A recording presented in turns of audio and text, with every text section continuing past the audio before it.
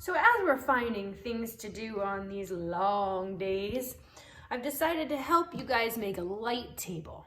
So you take a nice storage bin like so, and you line the inside completely with tin foil. If you have puck lights, you can put puck lights with some tape stuck to the bottom. If not, you could use a flashlight. You can take tissue paper and tape it to the lid of the box. You can also change the color and have fun making it red light, yellow light, blue light.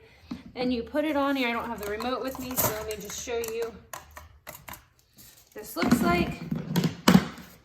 Ta-da! Find any translucent items or items with holes and see what you can come up with. Hours of fun. Thank you and enjoy.